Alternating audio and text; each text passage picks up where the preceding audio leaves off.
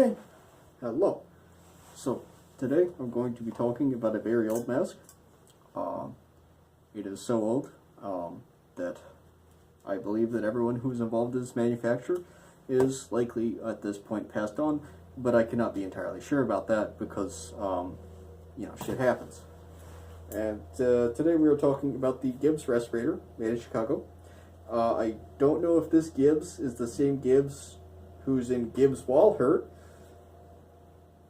who was the Gibbs Walhart eventually became Homosan or something. They were related in some way. The original patent for the mask I discussed last time that had that weird exhale valve, not last time, but like a while back, the Homosan Fear Not style thing, that patent was applied to Gibbs Walhart. I don't know if those guys were involved in this.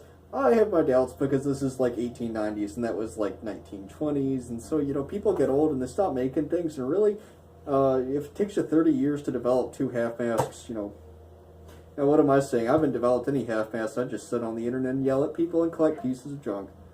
But yeah, going over this today. 1890s, American, Chicago. Pretty cool. Made of nickel tin, I believe. Not entirely sure. It's interesting. It's got a nice peripheral face seal here made of kind of cotton, leathery stuff. I'm not really sure. Some kind of nice, dense fabric. It's got, obviously, the inlets here. Take off this inlet cap. I believe this is the first style of inlet cap. I'm not entirely sure on that, but you can see all these little holes in it. The later ones used just kind of a mesh to them. It looked a lot closer to, basically anything else that used wire mesh over it. Got some nice straw, horsehair, something, indiscriminate organic fiber there. And whatever this came off of is almost certainly dead at this point. Then again, shit happens. The other interesting thing, as you can see here, is we have this nice set of holes. That's what air moves through. Now, the one weird thing about this mask, aside from the fact that it still exists, I mean, for fuck's sake, man. If I get, I was born in the 1990s, if I get to the point where some kid in like 20-something is trying to do a review on me, I consider him to have a moral and ethical obligation to throw whatever remains I have into a wood chipper and dispose of them over the side of any merchant marine vessel. If merchant marine cannot be found, get a rowboat and go out sufficiently far that the Coast Guard has to rescue you and dump my remains in the water. I do not want to be here when I get as old as this thing. Anyway, well, unless I'm a computer virus, that'd be fine. And I can just destroy things online for fun. Anyway, point is, the only really weird part about this mask is, these like weird proto-exo valves here. You can see them, they're wire mesh. And what's really weird about them is they, obviously there's no valvage on this mask, as you can see. It's all just basically one big piece of metal. I mean, there's not like, it didn't start out as one piece, but it's all fused together. The point is, there's no moving parts here. Really. There's no valves. And so I really don't know why they put these here. It's like,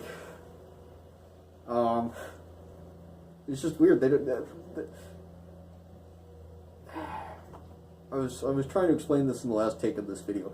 So, you have the exhale valves. Now, you guys know that how valves work is there's a pressure differential on one side, and assumedly, when you inhale, you're pulling air in, you're creating a vacuum. Air on the outside has more pressure, and so it moves through the valve. When you exhale, the larger pressure differential as you exhale pushes that valve shut so air cannot escape.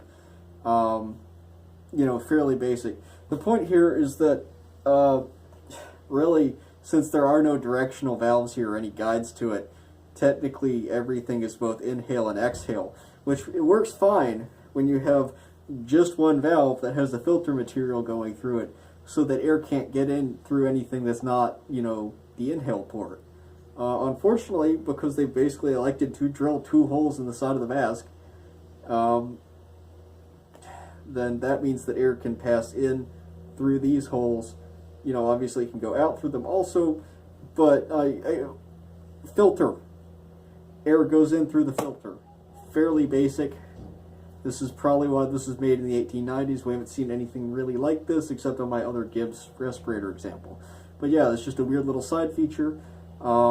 if anyone has a decent and rational explanation that they've thought out and asked at least one other person about before asking me to suggest about this as to why they put wire mesh holes for your nostrils.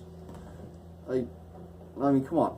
Anyway, yeah, if you get an idea, feel free to comment it, but like, for fuck's sake, think. And I'm not saying this because it irritates me, it's just I'm saying this because y'all have potential, and y'all could be doing a lot, but you don't think. You instead turn to, what is it? You base your entire self-worth off of approval of people online. I say that making a YouTube video, but, you know, really, a lot of good collecting is doing what you want to do. I collect these because I like them. They're not particularly valuable.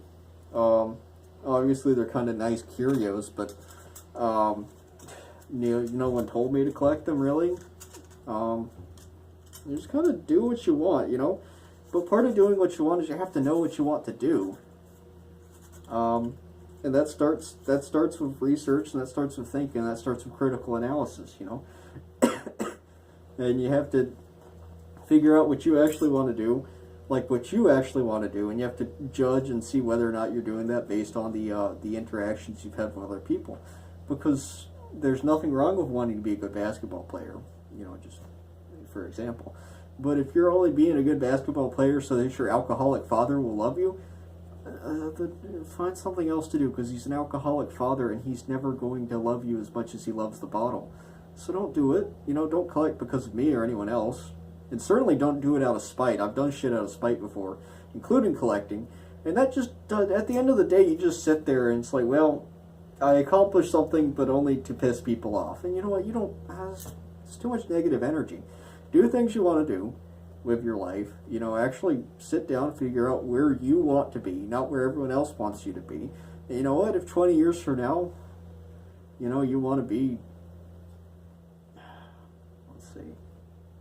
20 years from now, if you want to be passed out on the ditch on the side of the road, and you know, in lower Montana, and you've worked out the math, and you've decided that's exactly where you want to be, that's, you know, I mean, fuck, write it down, you know, write an essay out, and whenever someone else starts arguing with you, you know, just hold it up, be like, yeah, fuck you, I've worked it out, this is exactly where I need to be in the universe.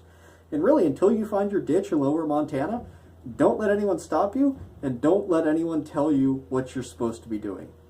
And, take that with a grain of salt, of course, because I'm sitting here in flame-retardant coveralls and an apron on a perfectly lovely Monday afternoon, ranting to you about some nickel-plated tin piece of shit from over 100 years ago. But, yeah, I don't know, dude. Just do your own shit. Cool. Alright, well, happy April Fool's Day. The real joke here is that you're actually still watching these videos. So, yeah, thanks.